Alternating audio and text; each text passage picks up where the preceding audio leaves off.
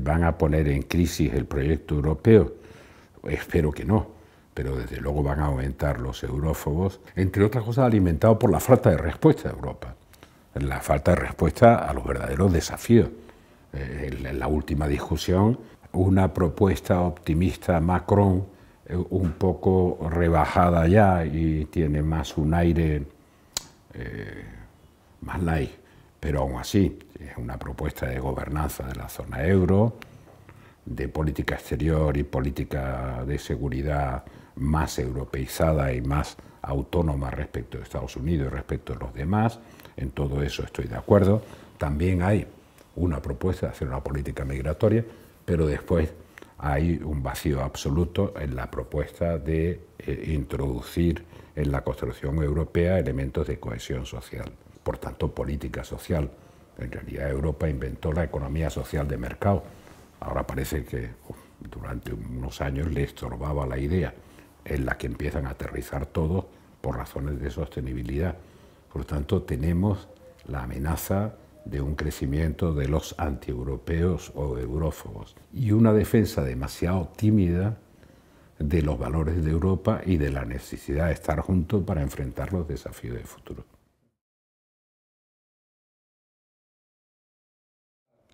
Yo creo que hay que tener una visión muchísimo más claramente optimista de lo que supone una Europa unida para enfrentar todos los desafíos que tenemos por delante, cada país que compone la Unión. Hay que reforzar la parte de los elementos comunes, más que lo intergubernamental, la parte de los elementos comunes de la Unión, en aquello que la Unión puede hacer mejor que cada país miembro. Probablemente hay que descargar la Unión de algunos de los elementos que se han ido acumulando durante años y que hoy probablemente no son necesarios. Se podía pensar que un buen reglamento para todos los países de la Unión en agroalimentación es bastante. Lo que es inconcebible es pensar que vaya a haber funcionarios en Bruselas que apliquen ese reglamento en 27 países. Yo creo que eso se podría devolver y descentralizar.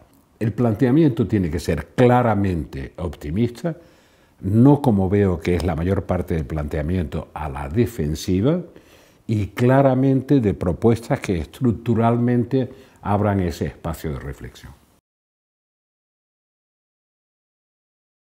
Lo que tiene que hacer Alemania ya no es lo que dice Merkel que hay que hacer, sino lo que dice su sucesora. Y tiene dos elementos que son delicados.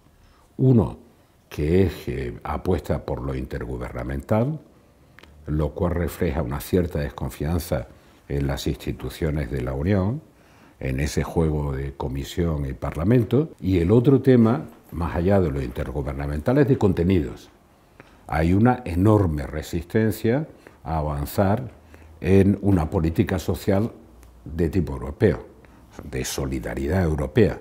No quieren avanzar en una solidaridad con repercusiones sociales, pero no en los temas que afectan directamente a los ciudadanos.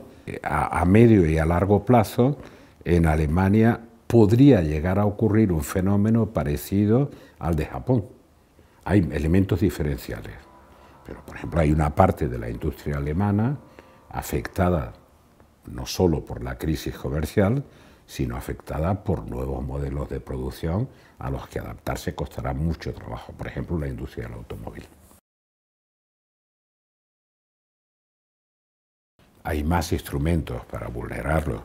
Lo que no habían eran los medios tecnológicos para perturbar incluso la percepción que la gente tiene, ¿no? Es verdad que con estos medios tecnológicos vamos a ver no solo elecciones en las que se fractura la opinión pública en una pluralidad mayor de partidos, que sería lo menos grave, no, sino que cada una de las propuestas políticas a la vez se sirven de manera fracturada. Eso unido a que va a haber sin duda alguna, va a haber injerencia, ya lo hubo en el proceso catalán, lo hubo en las elecciones de Estados Unidos, no me cabe la menor duda. Entonces habrá actores internos de la mentira y actores internacionales de la mentira para distorsionar el sentido del voto.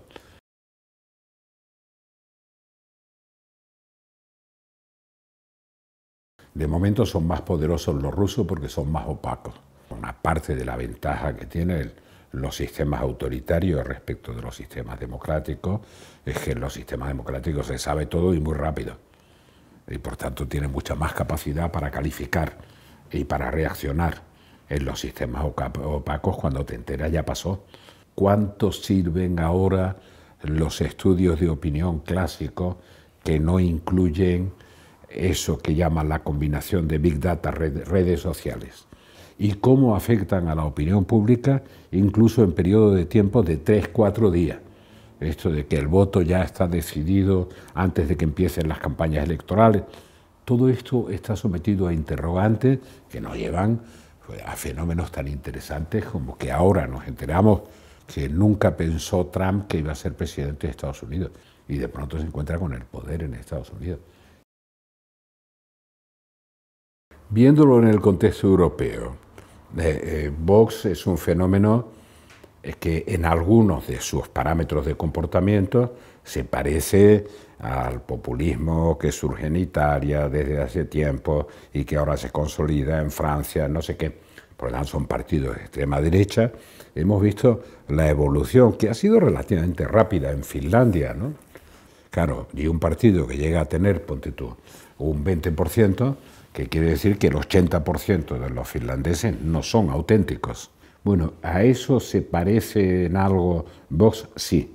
¿Qué alimenta específicamente ese fenómeno en España que no se da en otros países? El elemento diferencial fundamental es la crisis del separatismo, del independentismo catalán. Eso es lo que le da un ingrediente especial a Vox, porque ni siquiera es un nacionalismo a la escocesa, para entendernos, que sea más integrador. Y ese elemento específico lo diferencia de otros populismos europeos o irredentismos europeos y le da una pátina específicamente española. ¿Por qué aparece ahora? Que es lo que se preguntan mucho. Yo creo que el efecto fundamental o la causa fundamental está en el choque independentista de Cataluña. Lo que algunas veces digo de broma, pero en serio, aquí estamos pasando del bipartidismo, que a pesar de todo buscaba la centralidad para tener mayorías y sobre todo para gobernar, al bloquismo, que en realidad lo que busca es la diferenciación del otro. Y para diferenciarse del otro, quien manda no es el centro, sino los extremos. Me preocupa que se rompa cualquier tipo de consenso por el hecho de llamarse consenso. Por tanto, es un problema más de fondo, más filosófico, que de los temas concretos. Espero que esas cosas no tengan mucho recorrido, pero la crisis nos va a durar unos años. Hay una dimensión de los últimos meses, ¿no? Hay una más clara expresión de voluntad europeísta del gobierno de España. Ha habido durante varios años una especie de distanciamiento, no de distanciamiento formal, pero sí de distanciamiento en la actuación, de no jugar el papel que te corresponde. Yo recuerdo cuando estaba en el Consejo Europeo hace mucho tiempo, pero bueno, yo llevé 10 años, que hubo una crisis italiana que no era de europeísmo, era la crisis Mani Puliti y toda esta historia con todos los cambios que se pusieron entonces, y Italia perdió cierto pie en cuanto a la construcción europea.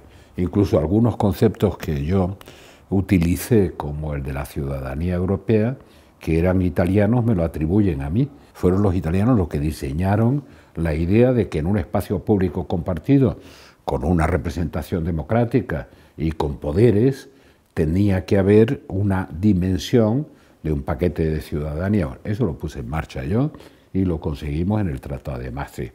Pero el origen de la idea era italiano. Entonces los italianos tenían preocupación con razón porque España estaba sustituyendo el papel de Italia en aquel momento, ¿no? En este momento que se va a Gran Bretaña, que en Italia hay una crisis como la que vemos desde el punto de vista europeísta, España debería ocupar ese papel.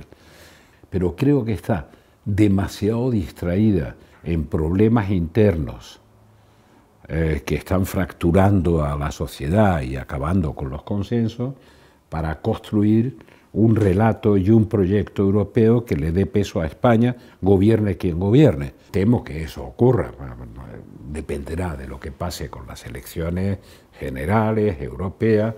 Veo incierto ese futuro. No creo que vaya a cambiar mucho la opinión pública respecto de Europa.